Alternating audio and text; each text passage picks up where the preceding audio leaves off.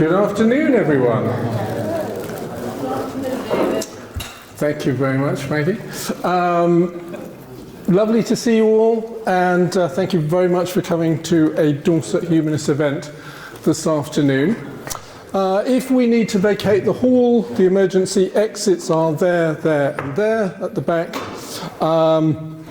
And the assembly point is the car park so that we can account for everyone who signed in. So I hope you did sign in. Toilets are at the side of the hall here, and they're also down the main corridor if you need them at any time. Please make sure that you turn your mobile phone off or on silent so that we don't have that going off in the middle of the talk. And the YouTube video, which will be there forever and ever. And every time you watch it, you'll think, oh no, that was my phone that went off. I need to remember to do mine in a second. If you don't want to appear in any recordings or photos, please let us know and we'll see what we can do about that.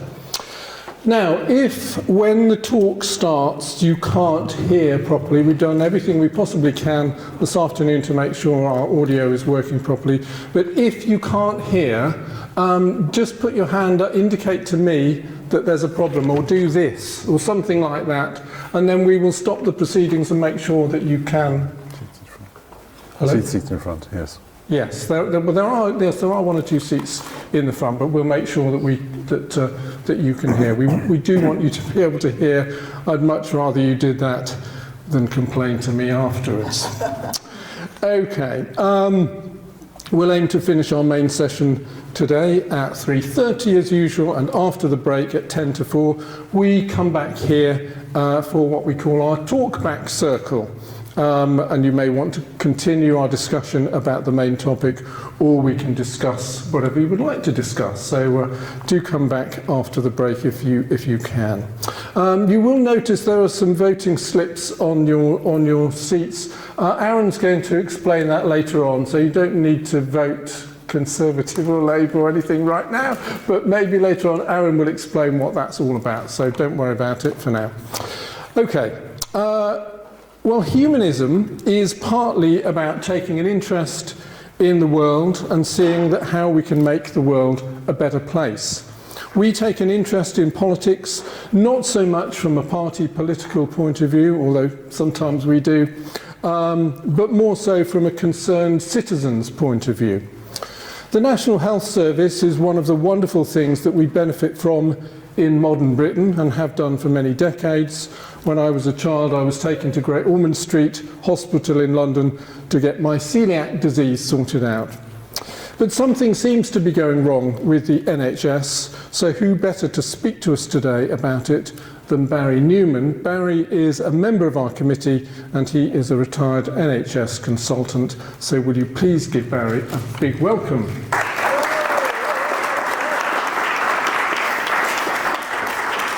Okay, so thank you all for coming. I'm going to talk about the NHS. I'm going to just preamble a little bit. This talk is a mixture of publicly available data which anybody can get off the internet, various sources, lots of agencies like the King's Fund, the Office of National Statistics, the OBR, the Nuffield Trust, the World Health Organization, and a long list of other sources. So it's a mixture of public data, but it's also personal views from a 40-year career in the health service at the coalface. So it's a recipient's point of view. So I'm not a health economist, I'm not a politician, I'm not an epidemiologist. I just wanted to make clear what my perspective is. A warning, I'm going to bombard you with quite a lot of information because there's a lot to tell you. But about halfway through we'll have a 10-minute Q&A session which will be cut short at 10 minutes because I'll need to finish. We'll talk about that in a moment, but if we can keep questions away from personal experience and more on the health service, that would be very helpful. So, slide 1. This is an outline of what I'm going to tell you, what I'm going to talk about. I'm going to talk about good news and bad news, the problems. I'm going to divide those problems up into supply and demand issues. I'm going to talk about something that's a bit of a hobby horse of mine, which you might not have considered before, and that is the law of clinical negligence in the UK and its impact on the quality of care. I'm going to talk about management in the National Health Service, and I warn you I'm not going to be terribly complimentary. And I'm going to talk about funding of the NHS and other healthcare systems. Now, you might have thought coming here today that's pretty well all I was going to talk about, because when people think about, talk about, write about the ills of the health service, it's pretty well always about money. But I just want to make clear by putting it at the end that I don't think it's all about money. There are many other factors that need to be borne in mind when we're talking about problems in the health service. But I will be dealing with funding comparatively to other countries as well. And then I'm going to lob in a short list of cures, things that I think could be done to improve them. So, off we go. First, the good news. The NHS is clearly a marvel. It's a fantastic institution. And to my mind, it's probably one of the best reasons to live in the UK, until recently. It's unsurpassed in terms of providing the most comprehensive, high-quality healthcare in an extremely egalitarian way, by which I mean people are treated on the basis of need, not of wealth, not of seniority or social position, simply on clinical need. And many analysts, non-political think tanks, research bodies and so on, until recently have regarded the NHS as the best healthcare system in the world. I believe that the NHS is the greatest leveler in our society. And everybody in this room, I think, will probably have had a very positive experience of using the health service.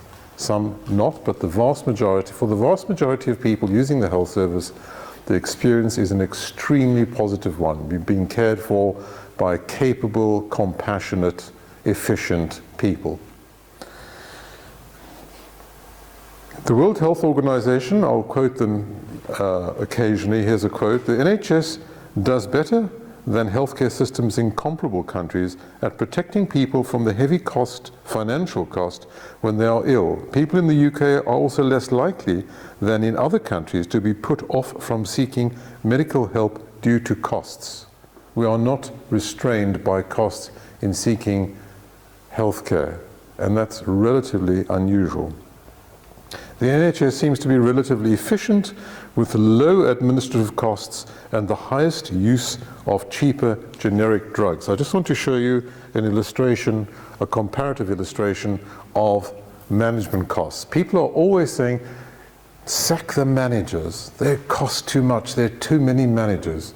We have one of the lowest proportions of managerial staff in the health service than any other health service in the world. And there is an argument that we don't have enough managers, but I'll come on to that later. By the way, my slides are going to be no text at all. I'm just going to show you the odd graph to illustrate what I'm saying. Otherwise, you'll be overwhelmed with text, as I am. Okay, now, that's the good news. The bad news is, of course, that there is a perception that the NHS is not performing well. And before we go into the possible reasons, we must bear in mind that most other developed country healthcare systems, in fact most healthcare systems, are under strain. We are not alone, we are not exceptional, and even those countries that we think are doing much better than us are also struggling in some areas. But we do seem to be an outlier. We seem to have fallen behind more than others. We seem to be an unusual case of things not going well, and that's what I want to focus on.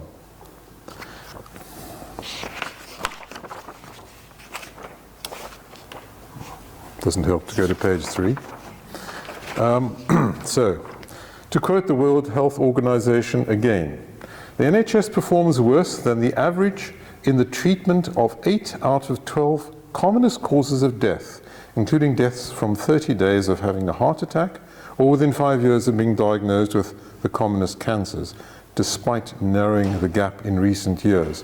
So what I'm quoting here are widely used international markers of the quality of healthcare. They're just not random things. They're things that large multinational organizations use as comparators. The NHS is the third poorest performer compared to the 18 developed countries on the overall rate at which people die when successful medical care could have saved their lives. That's very sobering. This is known as amenable mortality. So when treatments are available and other countries are doing better, we do not do so well at these treatable illnesses. And it has a consistently higher rate of death for babies at birth or just after. That is, 7 out of 1,000 die at birth, or in the weeks afterwards in the UK. This is 2016 data. I'm just going to say a little bit in a moment about the timing of this data, compared with 5.5 out of 1,000. These are not large margins, but they are indicative. So 5.5 across comparator countries, and we scored 7. Just a quick word about the timing of this data. Healthcare data, international global healthcare data tends to have a long lag before it's published. It's obviously very difficult to get together, to analyze, to publish, and to have peer reviewed. So a lot of the data that I'm going to present to you is pretty old. Also, it's been set back 2 or 3 years by COVID. So the data we've got is really relatively old, but I really think that I'm going to quote it because I think it is relevant. I don't think a lot has changed, and probably things have got worse.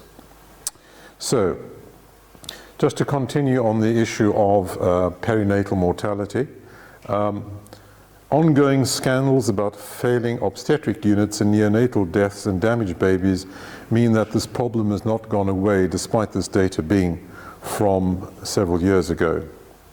And the UK has markedly fewer doctors and nurses than similar countries. Once again, I'm going to go into this in more detail, relative to the size of its population. And here's another marker that comparisons are based on. We have fewer CT scanners and MRI machines than many other comparator countries. This is rather a shocking slide, I find. We're a wealthy, developed country, and this is the proportion of CT scanners and MRI scanners per million of population. We seem to be at the bottom. It's pretty awful.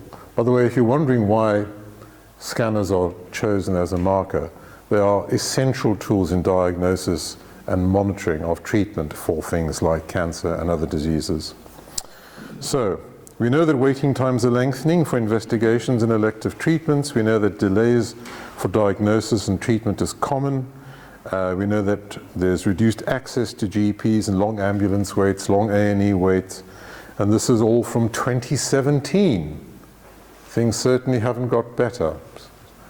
So why? The NHS ensures that healthcare, so what we can say with some certainty then is that the NHS ensures that healthcare is distributed equally, but that it appears now to be inadequate. And what I want to do from now on is to try and expand on why this should be. It is actually a combination of reasons, including planning, strategy, management, demographics, training, staffing, disease changes, advancements in medical care, organizational deficiencies, and finally, of course, funding. And I will be covering something about all of those shortly. So let's go on to the problems of demand.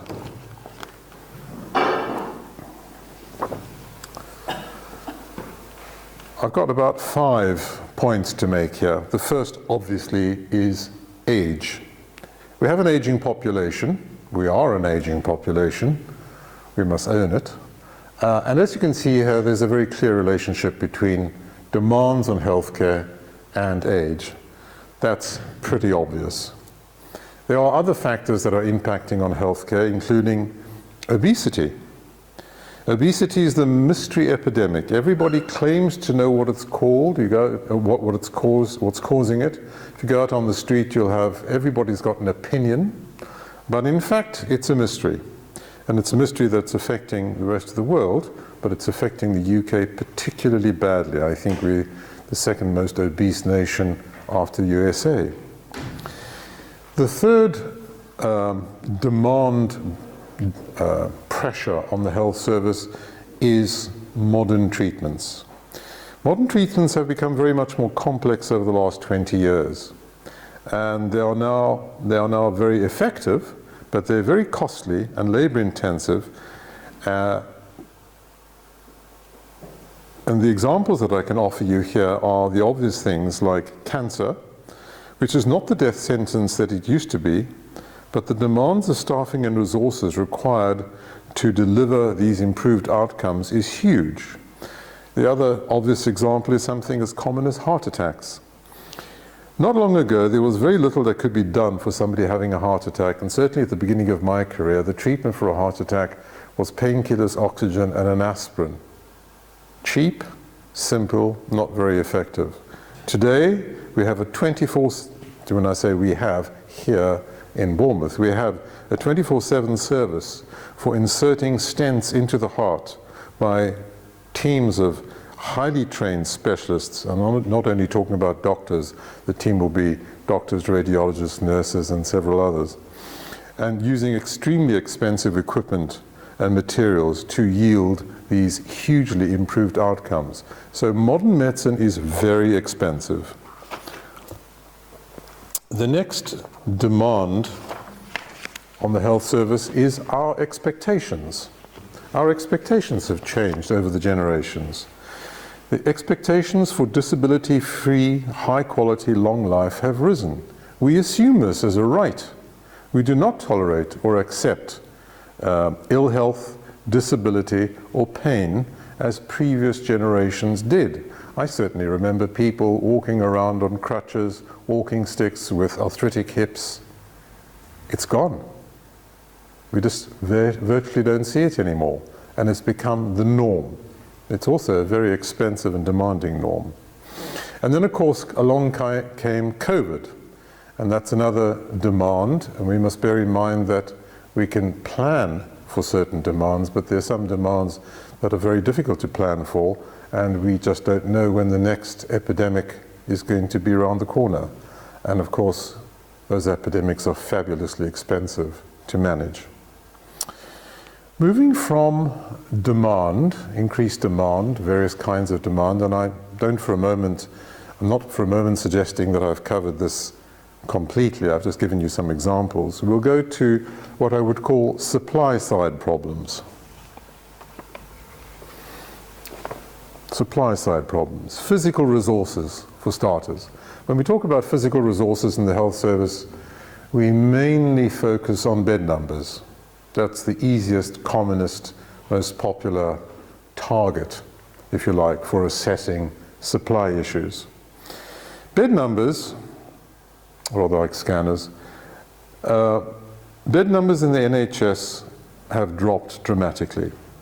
This is just to show you that the bed numbers have dropped from 1987-88 to 2021-22 by 50%. Pretty dramatic. But the question must be asked really, can this bed reduction be justified by changes? Is it reasonable?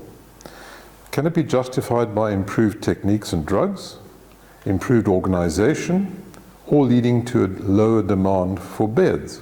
So certainly the case in surgery, where the requirement for people to be in hospital beds before and for many days after an operation has disappeared, mainly because of advances in anesthesia and surgery. So that is a justified reduction in bed numbers. To find out whether these reductions are reasonable or not, we need to look outside the country. We need to look globally. And we need to look at other countries. This is a graph, and I cannot tell you when it's from, but it will be from 5 or 6 years ago, I think.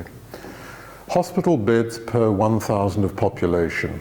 And as you can see, United Kingdom is not in a particularly good place.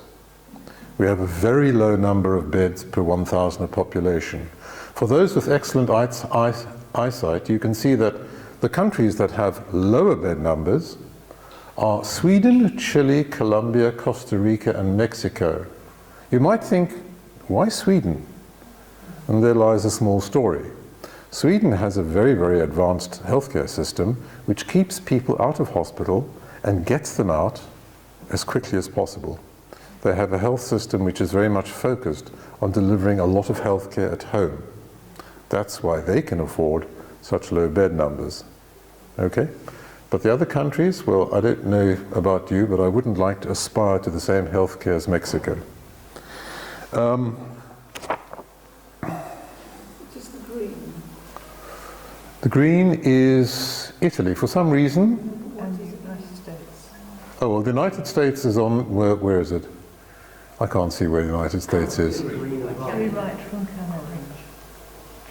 Three. Yeah, oh, yes, okay, yep.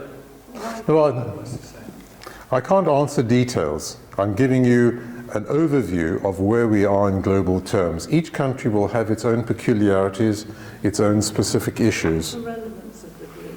Why is it the I don't know. All right. I just copied this off the internet, plagiarized. I think it's public material. Okay, no, I can't speak for the color scheme. Right.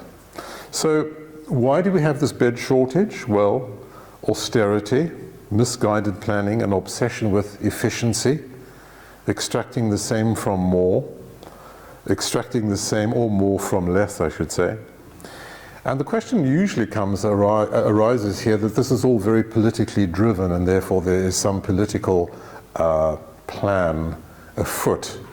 I would have to say that the reductions in bed numbers in the UK span both Labour and Conservative governments. I remember working under the Labour government where efficiency meant cutting budgets.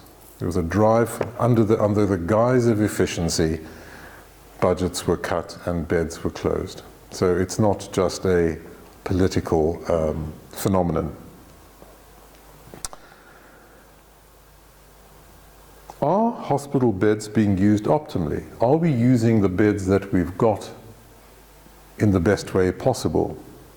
Recent data showed that just 40% of NHS patients were discharged as soon as they were medically ready, with more than 13,000 beds on average a day, every day, occupied by patients who could have left.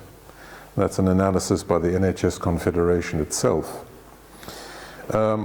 And of course, you know what the reason is. It's insufficient care home staff and care home facilities. So the beds we've got are being blocked, an awful term, because there are people in those beds. And using the word bed blocking denigrates those people, which I think is an awful term. These are people who don't want to be there, who can't go anywhere else, who are helpless, disempowered, and lying in hospital beds where they don't need to be and where it's in fact quite dangerous for them to be. Hospitals are not safe places, certainly not for the elderly.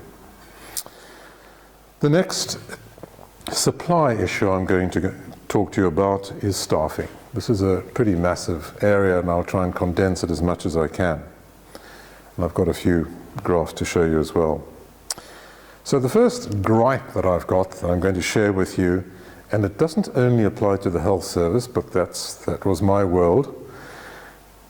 Human resources. Human resources. To me is a thoroughly dehumanizing term that perhaps reflects the culture of the organization or our society. People are not a resource. The National Health Service exists for people, patients, and staff. And I would suggest to you that the term human resources is incompatible with humanism. Okay, thank you.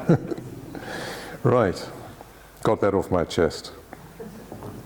Going on to the nitty-gritty, the NHS is one of the biggest employers in the world, 1.5 million employees. An utterly unwieldy, vast behemoth of an organization. Certainly too big to manage, right? So I'm already starting to make a little bit of a plug for fragmentation. It's growing, and there have been big increases over the years, of course.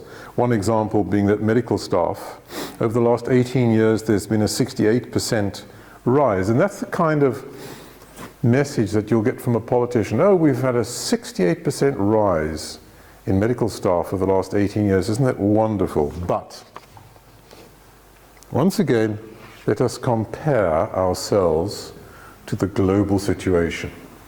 Slightly complicated graph. Across the bottom here is practicing doctors per 1,000 population, and along the left-hand side is practicing nurses per 1,000 population.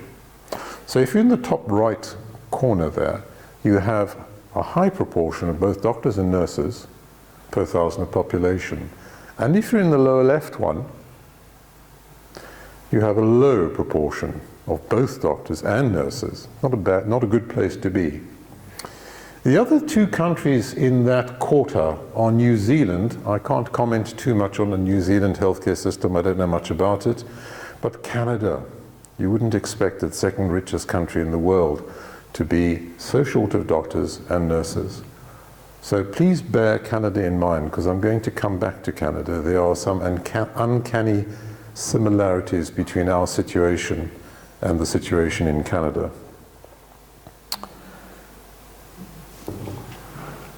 I don't want you to believe that United Kingdom is in fact highly exceptional, and the more recent information that I have, and this is speaking to people in Germany and Canada, thank you. Speaking to people in those two countries that I've managed to contact, they also have very severe staffing problems. So this icon of excellent healthcare that we hold up as Germany is also struggling to find staff. But it's all a matter of degree. And we seem to, as I said before, we seem to be worse than most others.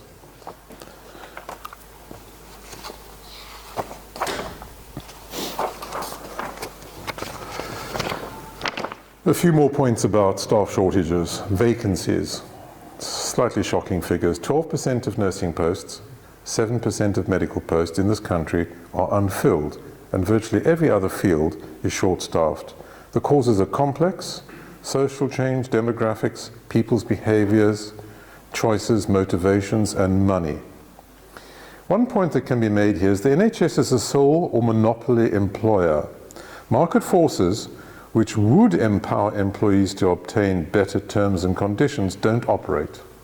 And this gives you a clue as to why there's so many strikes. There's no other employer. There's no other option for a doctor or a nurse. They have to work in the health service, and they have to accept what the health service gives them, whether they like it or not, and clearly at the moment they don't much like it. The system of national terms and conditions and salary scales suits the government, and I would also point out it suits the unions as well. Then they can represent vast numbers of people and have very great power. If people had bargaining power themselves, they wouldn't need the unions. What about the private sector? Well, it uses a relatively small proportion of staff.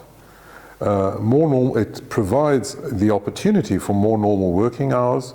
Salaries tend to be a little bit higher, and the working conditions are generally better, so that retention of staff in the private sector is generally better than the health service, but it's very small. So what I wanted to put across is that the private sector is not a major drain on the NHS, but it does not provide any training posts, and it's highly selective in the medicine that it offers. I'll come back to that. Nursing, graduate numbers falling, partly due to changing financial support from maintenance grants to student loans. It used to be quite easy to become a nurse financially. You got quite a lot of support. Then it changed to student loans. You could get the money, but you simply had to pay it back later. And I'll show you how difficult that would be. There's an increasing dropout rate from training programs, which is extremely worrying. People are actually getting onto training programs and then deciding this life is not for me. And remarkably, this is happening in medicine as well. People are getting into medical schools, getting through a few years, and then dropping out. Or actually getting their undergraduate degrees and then going off into finance and commerce and other activities. This is something that was unheard of 20 years ago. You went into medical school, you came out a doctor, you spent your life doing that job. There's an exodus of nurses underway, record sickness absence rates, early retirements, and a lot of shift to part-time working. These are all the reasons why we're running out of nurses. Nursing used to be seen as an attractive job, but currently it provides a rather poor quality of life in the NHS. So the principal employer is unsupportive. And what you may not know, or those of you who have done any nursing will, is that the nursing regulator, the Nursing Council of England, are very, very aggressive towards nurses in terms of sanctions and discipline. It's a very aggressive regulator which strikes fear in the heart of most nurses. So they don't have a supportive employer, and they certainly don't have a supportive college. So the feeling among nurses is that they need to be very defensive in their practice because they're relatively unsupported. Pay. What about pay? Poor. Between 2010 and 2015, the average NHS nursing salary increased by just 2%. From 2016 to 18, the minimum increase was 6.5. The starting salary for a nurse coming out of university up to now with a loan to pay off is £28,400. And the current average nursing income is around 35 to 38. That would take 5 to 8 years to reach. And more than 50% of adult care nurses now are between the ages of 41 and 60. So we have an aging nursing population. My guess is they come from a generation where you went into a job for life. But younger generations now don't see it that way. My opinion is that, and this is 40 years working with nurses and listening to them moan, and listening to doctors moan as well, that the NHS is perceived as an uncaring and incompetent employer. There's little focus on well-being, retention, encouraging professional development, very little support for continuing professional development in time or money, and this of course limits professional progression. As an aside, I can tell you that the most recent response to this issue of stress among nurses, part-time work, people disaffected, people leaving in droves, has been to appoint staff wellness nurses. Nurses who go around trying to make the staff feel better and attend to their needs. This is an extremely typical NHS response, where instead of confronting the actual problem, there's a sticking past a box-ticking exercise. Well, we've appointed wellness nurses, so the problem will go away. This is very, very typical of the responses we see. Let's turn to doctors. Basic degree, 5 to 6 degrees for undergraduate study. Medical student debt, when you finish those 2 degrees, £50,000 to £90,000. Very intense 5 years, not like most university courses, I hasten to add, where you have an essay a week, and that's a tough university, and a couple of lectures and perhaps a tutorial. Medical school is 9 to 5, 5 days a week with very short holidays for 5 years solid. So you need to be pretty motivated. And then you qualify. The starting salary for a doctor, young doctor, going into his or her first foundation year is £32,000, rising to £63,000 9 years later when you leave a training scheme as a fully trained specialist. By this stage, most people are in their early 30s with families, both men and women. Specializing itself, and I'm assuming most of you don't know what the life of a doctor is, so I'm just giving you a peek. Specializing involves several tough, very expensive exams, exam preparation courses that cost between £300 and £600, which the trainee has to find themselves. Very little time off for personal study or to attend these courses. I've known people take annual leave to do training courses to help them pass very tough exams, which sometimes have a 40% pass rate. So It's not uncommon for people to have to repeat these exams. Why they're so tough, I don't know. It seems unnecessary. Most people make consultant in their early 30s. Now, we live in troubled times and there's strikes going on at the moment. And most people would be concerned that we've got doctors, such a responsible position in society, taking the drastic step of going on strike. But this is an accumulation of problems culminating in strikes. The main issue, quoted, is money. But I have to tell you that that is not the only issue. There's been a degradation of professional life, if you like, which I'm going to go into in a little while. All I want to say at this stage is the doctors are on strike ostensibly about money, but it's not only about money. Pay has gone down about, that is, consultant income, has gone down about 20% in real terms over the last 12 years, mainly due to pay freezes, below inflation increases for many years. And this is the quoted reason for strikes. So the other things that play into this disaffection are a reduction in non-clinical time, that is time away from the coalface, if you like. Now, if you think of teaching, for instance, and many other professions, there is what's called non-contact time. Time to catch up on paperwork, to read, to study, to maintain your professionalism. This has been eroded tremendously, and the current approach to employing medical staff in the health service is to have them at the coalface for every minute of their contracted time. This does not make for happy staff. The pensionable age for doctors is now 67, so it's a very long haul. I don't know if any of you know much about it, but the NHS pensions used to be copper-bottomed final salary schemes, and frankly was one of the reasons that fueled retention. It was a very, very good job to be in. Even if it was tough, didn't pay stupendously well, your pension was going to be pretty golden. That's gone.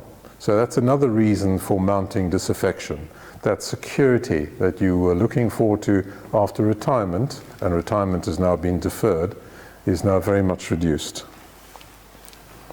This does sound like a moaning session, doesn't it? Yes, it does, yes.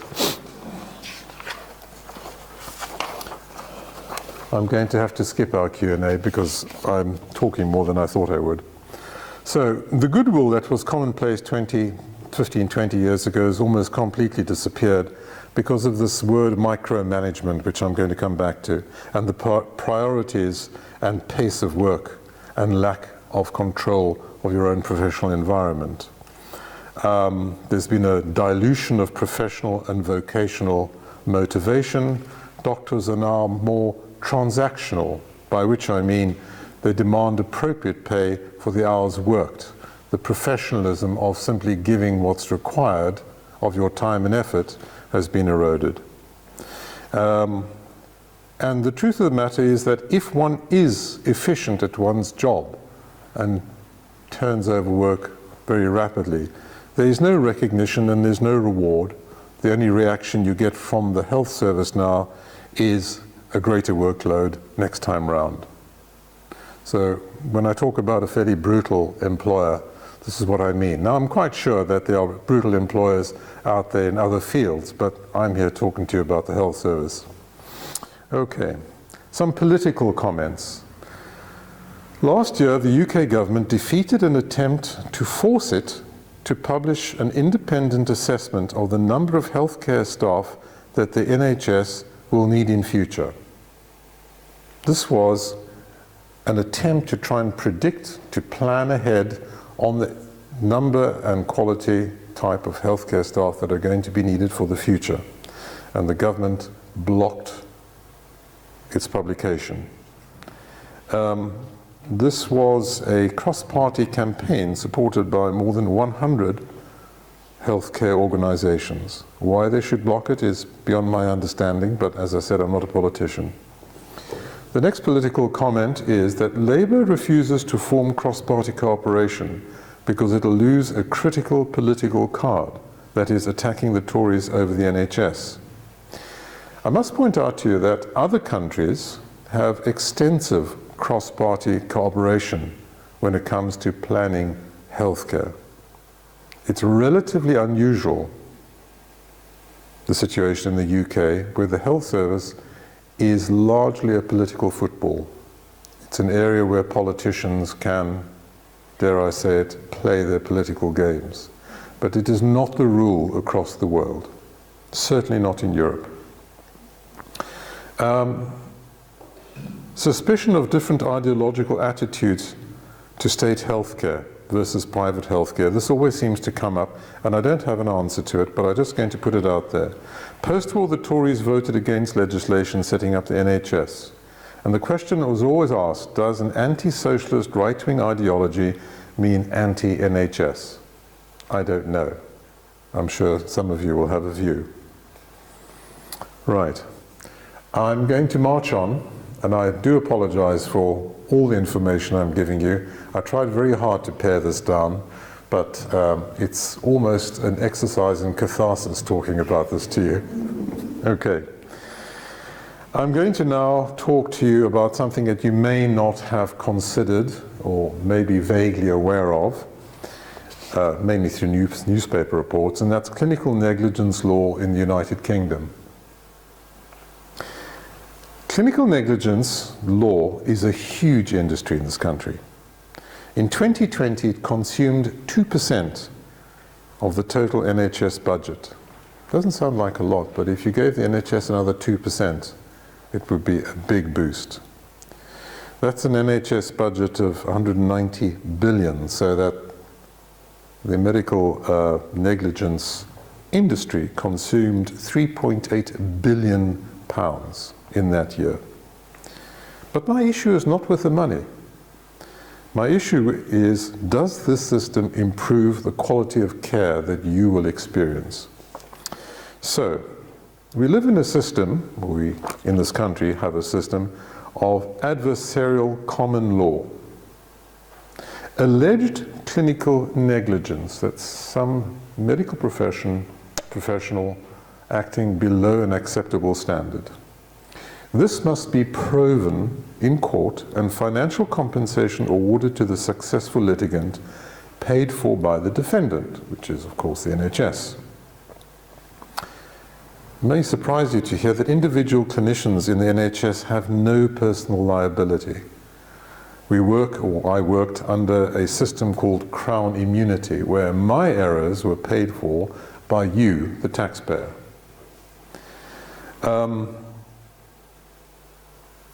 The NHS therefore carries the can, and doctors only need professional indemnity if they're working in the private sector. Now, when a case goes to court, the judge has usually no relevant medical knowledge at all. They are almost literally the man on the Clapham omnibus, Mr. Ordinary. They're not specialists in medicine or medical law. And they are prone, understandably I think, emotionally, to sympathy with the patient. Evidence is given by expert witnesses, and the expert witnesses are engaged by either side. An expert witness for the defense and an expert witness for the litigant. Now, the way the courts are organized, the expert witness is supposed to give dispassionate, objective evidence to the court. But in actual fact, each expert witness is employed to root for their side, hence the adversarial nature. So the experts aren't just dispassionately telling the court the way it is, they are giving evidence to support a particular case, because they simply wouldn't be employed otherwise.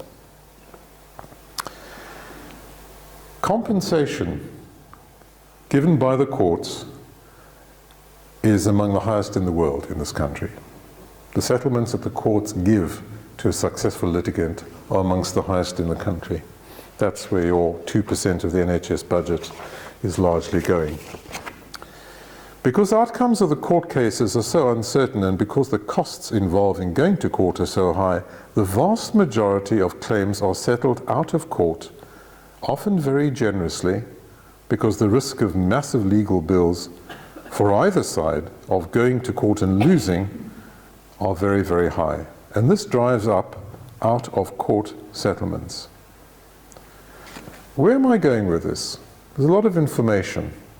The question that I'm trying to address to you is, does this rather Byzantine and extremely expensive system improve healthcare for you?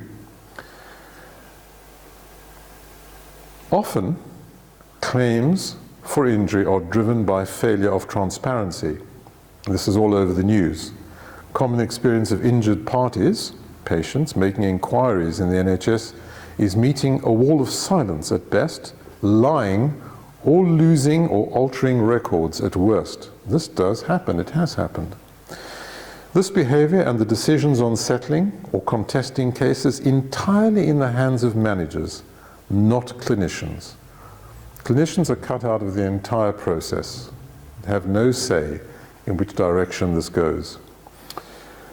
In my experience, most clinicians are very likely to prefer openness and an apology, but have little say in in decisions about how complaints are handled.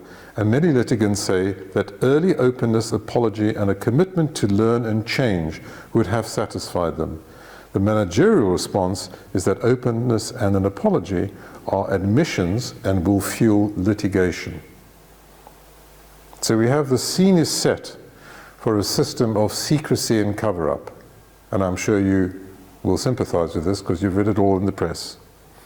Why does the system then not drive standards up? The vast majority of cases settled out of court in secrecy, with no admission of negligence. There's no opportunity to learn or drive up standards or identify failing hospital systems or clinicians. The vast majority of claims, certainly in the private sector, because that's where data is collected, are generated by a small minority of doctors. And even there, nothing can be done to improve standards.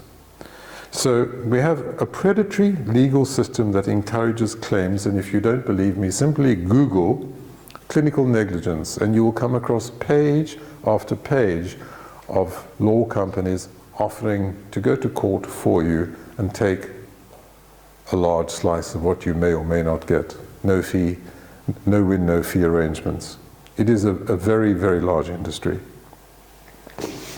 Claimants often state that they are suing so that no one will ever experience this again, but sadly, there's little chance of this being the outcome because there's no mechanism to learn and change. Clinical negligence is an industry driven by financial compensation alone. There's no intention of improving the system. There's no mechanism by which it can be improved.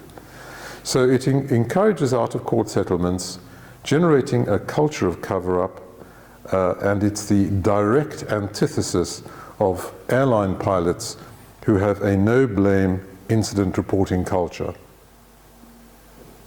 So here we have a description, I'm afraid rather long description, of a terrible lost opportunity to learn and improve, generated by an adversarial legal system that's very hungry for profit.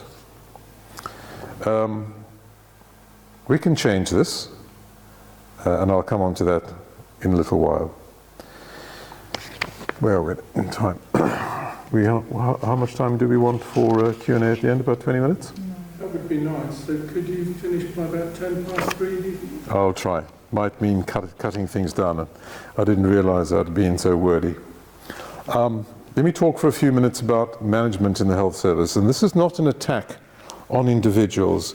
Individuals are always just like us, people like us. But people who are put into a system that is dysfunctional, they tend to become dysfunctional. I cannot say there's ever a manager that I disliked, but their actions were very difficult to accommodate. So, what are the problems of management in the health service? Just some quick bullet points. Management in the health service is accountable only to the local hierarchy of the NHS. There's no external accountability at all. There's no professional body. They cannot be struck off or subject to professional disciplinary processes like everybody else in the health service. There are no enforceable professional ethical standards for NHS managers. I'm going to say something slightly controversial here, I hope you don't mind. There are relatively low educational standards in comparison to those being managed. And I'm not only talking about doctors here, I'm talking about everybody in a hospital. It takes a lot of training to be a radiographer, to be a pharmacist, to be a nurse. There's a gulf of academic achievement between the managers and those being managed. Work of managers is largely driven by politically defined and ever-changing targets and endless reorganizations. I do have a lot of sympathy for middle and lower management. They are treated abysmally and endlessly harangued and reorganized. I cannot tell you how many reorganizations I witnessed in the time that I worked. Middle and junior managers, yes. Internal NHS appointments. It's rare in the NHS for somebody from outside the health service to be appointed to a managerial job. It's extremely incestuous. Managers tend to get moved around, shuffling cards. So I'm afraid that recycling of mediocrity at best or incompetence at worst is pretty well the rule. And when things go wrong, and I only have to use the words Letby, Shipman, Shrewsbury and Telford Obstetrics, the culture is of blame, persecution of whistleblowers, secrecy and personal reputation protection. Not my words, these are words that come from judicial reviews of these disasters. And these reviews and these words that are these issues that I've mentioned are the visible tip of an iceberg of managerial culture in the NHS. And this culture includes the systematic exclusion of active clinical staff from managerial positions with real authority. In many other healthcare systems in the world, senior positions are held by clinical staff who have also been trained in management techniques. It's very rare here to see a doctor holding any position of real authority in an NHS hospital. So, is the situation of management altogether awful? Well, there's an argument that the NHS is in fact undermanaged. As we saw, it has the lowest number of managers and the lowest managerial costs of equivalent healthcare systems. So perhaps we don't have enough managers and they're not trained well enough, and that's part of the problem. And I would be very open to that. Okay. Finally, in the last 10 minutes, I'm going to deal with the issue that you probably thought I was going to deal with first, and that is healthcare funding. I've not been entertaining you much with slides. Oh, here's one.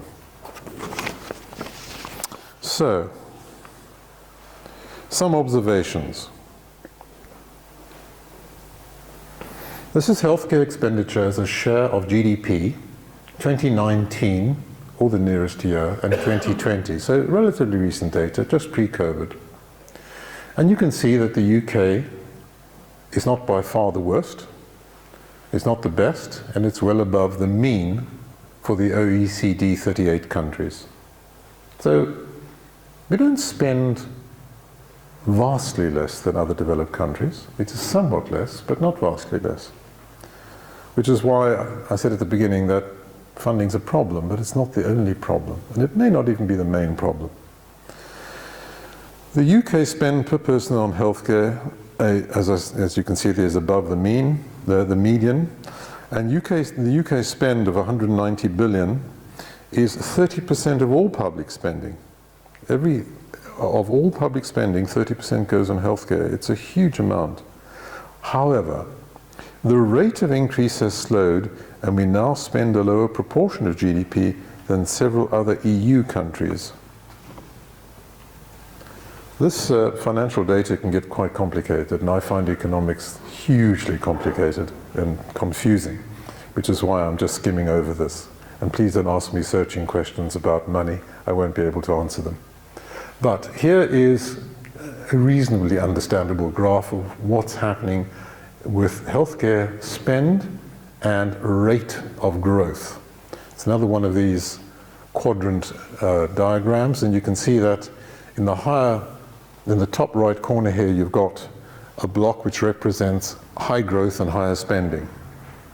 That is a high baseline and a high increasing rate of spending. And the lower left one is a low rate of spending and a low growth as well. And you can see that the UK is not in a good place. We're close to the average for spend, but let me rephrase that. We're close to the mean for growth, but we're below the mean on spend, which in simple language to me means we're behind on spending and we're not catching up fast at all. That's what it means to me in words. So there's the funding problem in a nutshell. We've fallen behind and we're going slowly. We're not going to catch up, not anytime soon.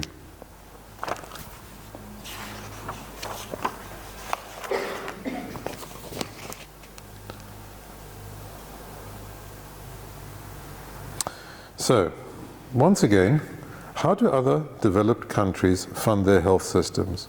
We've established that we're not spending enough, but how do other countries actually fund their health system? And this is the last significant message that I want to try and put across.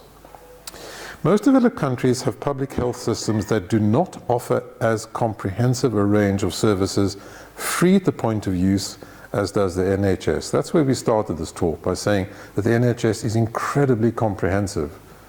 It provides a huge range of services. And the highest, in the UK, we also have the highest contribution from tax. So we have the highest contribution from tax and the most comprehensive system. Those are two important factors. Other developed countries don't approach healthcare in quite this way. They use a mixed funding system of tax and health insurance schemes, and they do not provide as comprehensive care. The insurance is either compulsory or strongly encouraged by incentives and penalties, and I'm going to come to a few countries to illustrate, but first some general points. It is the balance between funding and general taxation and funding through insurance that varies between countries, but this pattern of a mixed system of tax and private contributions through insurance is the norm elsewhere. So we are unusual in that respect. Healthcare, not included in tax funding systems, tends to be things like outpatient drugs, GP visits, A&E visits, physiotherapy, dental work, and so on, and rehabilitation medicine. So these are things that are often out with the state tax-funded health system, things that people have to fund themselves. So the UK is an outlier in that the private insurance that exists in this country is what is termed, it's a slightly technical term, supplementary. It's additional to, rather than part of the funding of the public health system. Those taking out private health insurance pay twice for their health care. That's what it means. And the premiums that they pay don't go into one healthcare system, but they go into a parallel, separate private system, which takes staff from the National Health Service, doesn't train anybody, and is highly selective about the health service it provides, focusing almost entirely on lucrative, elective medicine. Okay? So, just to reiterate, in other countries there's tax and insurance going into one healthcare system. Here we've got tax going into the health service and we've got private insurance premium going into an entirely different, isolated niche market, which in a way parasitizes the NHS, if I can put it that way. So, what are the advantages of an almost exclusively tax-based funding system? Well, it has advantages. It's the most equitable. It pools financial and health risk, and there's no discrimination against the ill or the poor. That's what we said at the beginning. That was one of the strengths of the health service. It's based entirely on clinical need. Now, to quote the World Health Organization again, the NHS provides unusually good financial protection to the public from the consequences of ill health. For example, it has the lowest proportion of people who skipped medicines due to cost, 2.3% in 2016 compared with 7.2% across comparator countries, where medication must be self-funded. So in other countries, people don't take medicines because they can't afford them. That's much less of a problem, almost not a problem here. It's relatively efficient. It performs well. We've seen that it has very low management costs, and there are economies of scale. UK has one of the highest rates of generic drug use, 84%, compared with 50% elsewhere. That's tremendous. And the purchasing power of the health service holds drug prices down, is in fact used as a comparator globally. We keep drug prices down for the rest of the world. They look to us for a competitive market. What are the disadvantages of a tax-based system? Politicians control tax spend. This is the core of the problem. Healthcare share can be vary unpredictably. Politicians use tax spending as a political tool. Longer-term planning is impossible. The health strategy is driven by short-term political expediency with inadequate professional input into planning, and increased demand is not met. A quick word, no, I'm not going to have a quick word about hypothecated tax because it's too obscure. And we've spoken about private medicine in the healthcare being a supplementary system, feeding into a parallel niche market. There is an argument for tax relief on private insurance to encourage take-up, but in the national health, in the UK, that would simply expand the niche market. So I'm going to make one final point here about our differences with the rest of the world. Most other countries, therefore, have a system of funding of healthcare which involves governments putting tax money into healthcare alongside either compulsory or highly advisable healthcare private insurance, people paying out of pocket. It's anathema here, but it's the norm elsewhere. It's the rule in Australia, it's the rule in France, where the French government generally refunds patients 70% of most healthcare costs via a little card called the carte vitale. So patients pay and then get reimbursed. They know exactly what is being spent on their healthcare. Germany has a compulsory insurance scheme, complex, involving employers and employees with safety nets. By the way, in both France and Germany, the insurers are not for profit and competitive. You can shop around, and they're not for profit organizations. Japan, similarly, 70% healthcare costs paid by the government, 30% responsibility of citizens. Holland, compulsory insurance provided by competitive, non-profit providers. And I said I would come back to Canada, one of the previous slides, because Canada was a poor performer. Canada also has an entirely tax-based healthcare system. It's the second richest country in the world, and its healthcare is appalling. I've worked there for a year. I have relatives who live there. It's a wealthy country, and their access to doctors is as bad as ours, if not worse. What's the similarity between Canada and the UK? A politically run, tax-based healthcare funding system. So the take-home message is that purely tax-based systems tend to under-deliver. Purely private systems like America result in hugely unequal access to healthcare. It's a money-making, exploitative industry in America, as you know. And the UK has by considerable margin the lowest personal contribution and the most comprehensive tax-based state provision in the world. Another interpretation of that is we pay the least and expect the most. And my last slide, which I'm not going to speak to because I've been speaking too long, oops. That's as much the same thing. That is a summary of what I think can be done. And I'm going to leave you to read it and then ask David to manage our Q&A from now on. Thank you.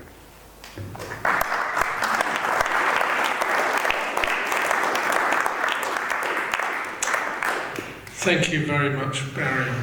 You're extremely rude about human resources. I've got a master's degree in human resources. I tend to agree with you, actually. But right, okay, we have got a little bit of time for Q&A. So, who would like to go first? Oh, Aaron is first. Okay, Aaron, I'll come to you with the mic. Thank you very much, Barry. That was great. The first of my 247 questions is wages, salary. Now, obviously the NHS the surgeons, doctors go into their 5-year training programme, whatever else. But all the other working sectors don't go anywhere near 60,000, 80,000, 90,000. So I've worked in the care industry. Top of your tree, 20 grand. I've worked in the council, top of your tree, 20 grand, unless you go to managers and directors and everything. My senior manager was on 38,000. That's as far as you could ever go. You'd have to be a director. So the NHS, the nurse would be on 38,000, the doctor would be on 3 times the average person's salary. So is the years invested in training worth so much more higher than everybody else? Is that value? Or does somebody go into a job and they say, well, that's your job, you do 40 hours work, it's worth X amount? Okay. Or do they just assume huge? I have no insight into what a job is worth. I'm telling you what doctors earn. I'm telling you that they're disaffected. It may be entirely unjustified in your view. And to some extent, I think it's unjustified as well. Because I think it's a vocational job. But I wanted to make the point that money isn't the only reason. Money is the visible reason for the disaffection. And if I look back on my career, I would have been very happy to earn a lot less, but to have some consideration, a comfortable, supportive place to work, a place where my voice was heard. When I wanted to bring about improvements in my area, it was a battle against management. That's what it felt like. So, yes, I agree with you. Doctors are overpaid. Yes? I'm prepared to go along with that. But I would also say that the disaffection now is not entirely about money. It's just the thing that headlines the problem.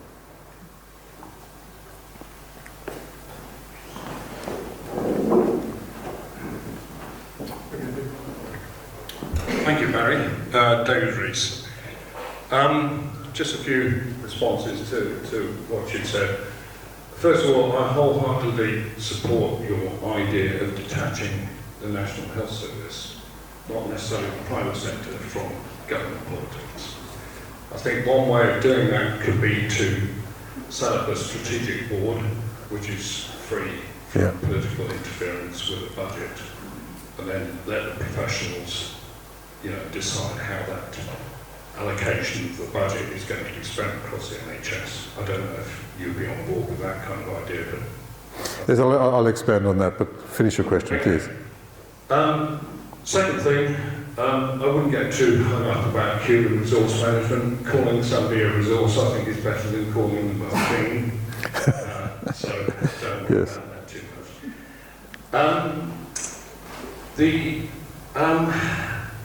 One thing that I felt was missing a little bit was what can the NHS learn from outside the medical world?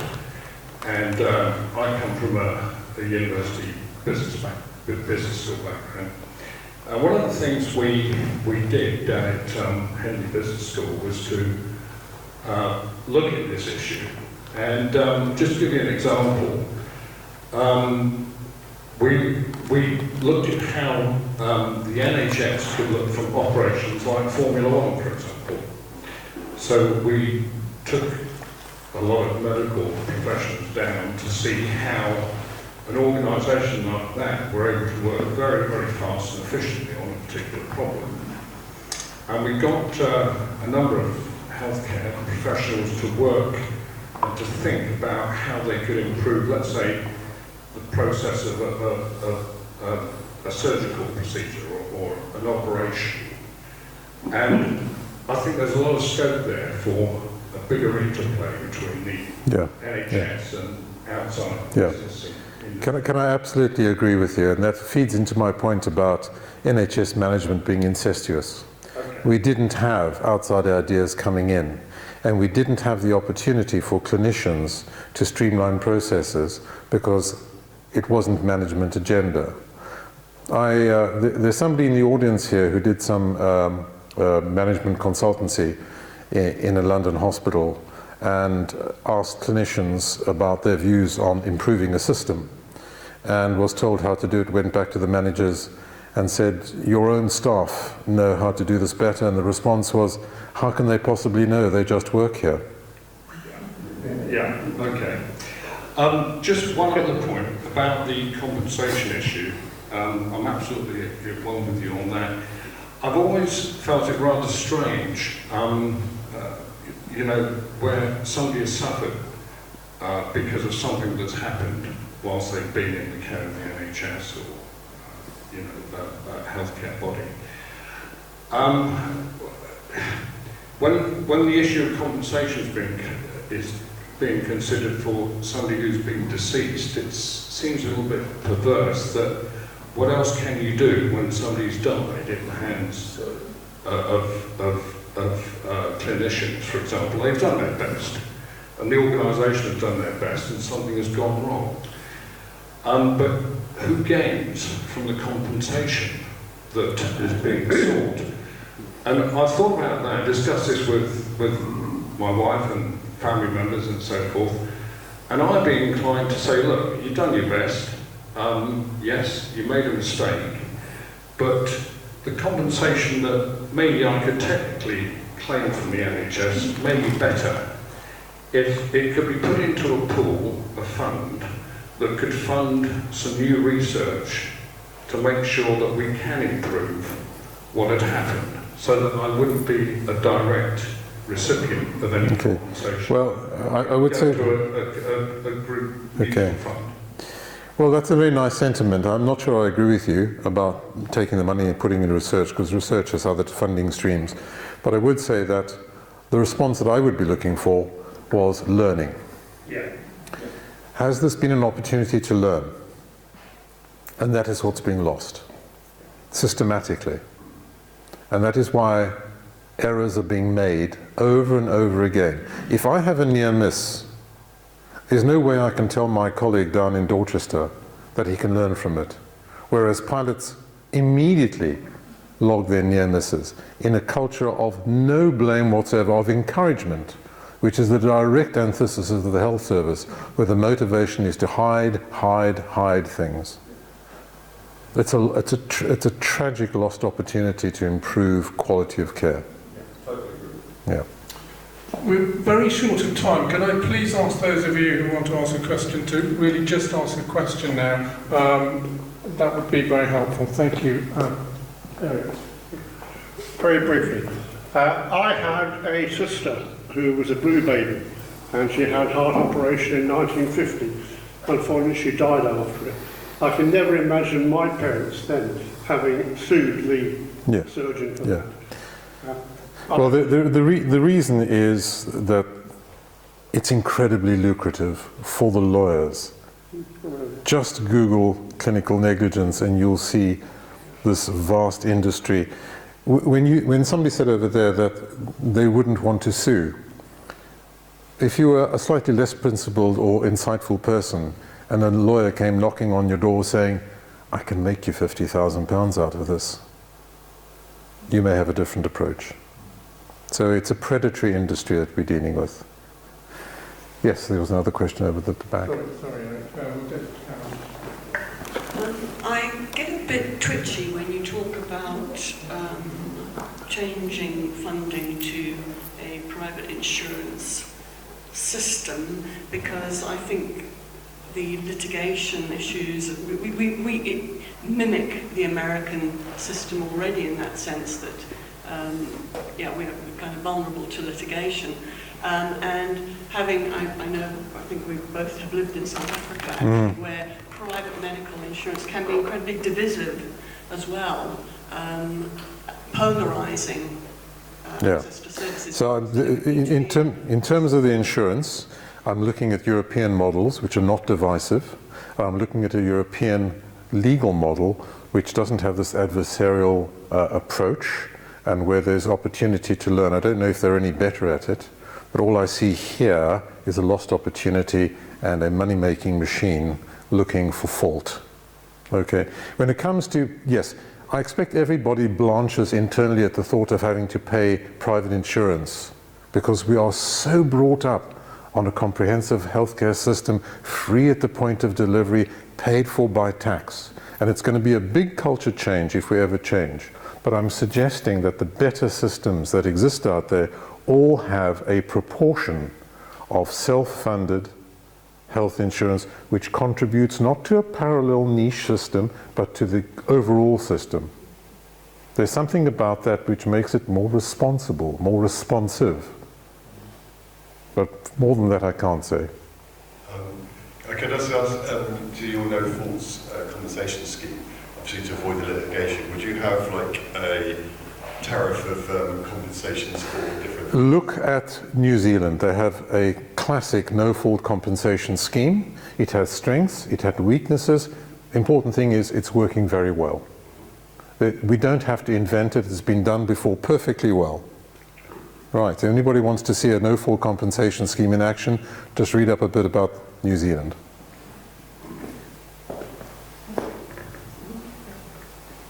You mentioned the shortage of nurses potentially in the future, and also retention of staff. I'm just thinking back to the early 70s, where I remember you had state-enrolled nurses, state-registered nurses, and in that system they seemed to come in, children at my age, you wanted to go into a caring system, that was one of the ways you went in. Yep. And as I remember, they got paid while they were working and studying at the same time.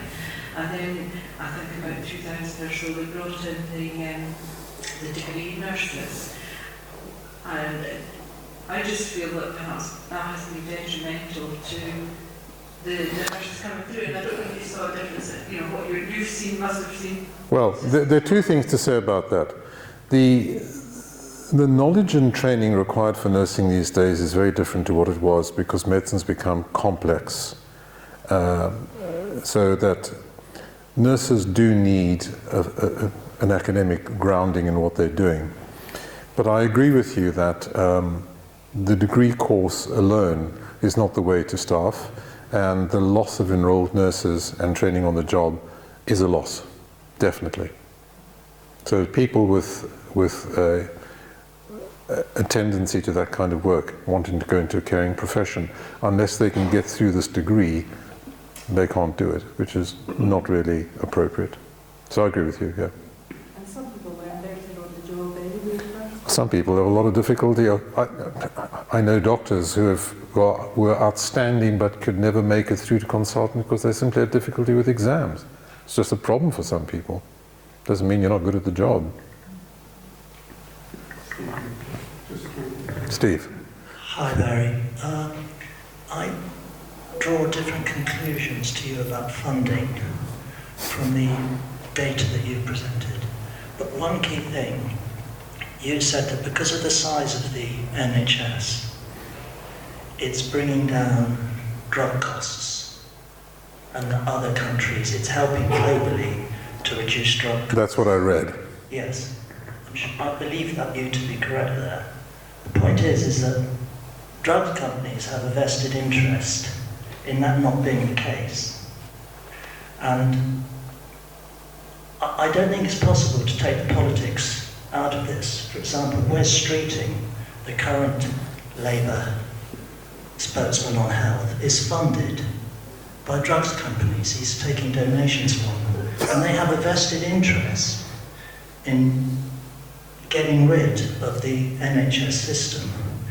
And I'd like to talk to you longer, but I can't do it now. We will after. I don't think personal insurance, funding the health system through insurance, creates any extra efficiencies. So I'll just take issue with you there. But do you agree about what I said, the logic of what I said about the vested interest? Well, it's certainly in the interest of the pharmaceutical companies to try and suppress the use of generic drugs. That's a massive loss to them. And in my experience, the pharma companies are ruthless, absolutely ruthless. And I'm not surprised that they're corrupting our politicians. That's their business. That's what they do. I mean, for instance, there are perfectly good drugs on the shelf now that are not being put out into the marketplace because they're still milking profit out of older, worse drugs. So there's no morality in it. It's only shareholder profit. That's all that drives the pharmaceutical industry. There's no morality there at all. And one shouldn't expect it. It's a capitalist system, I suppose. Hopefully we can continue after the break, but for now, would you please give Barry another big round?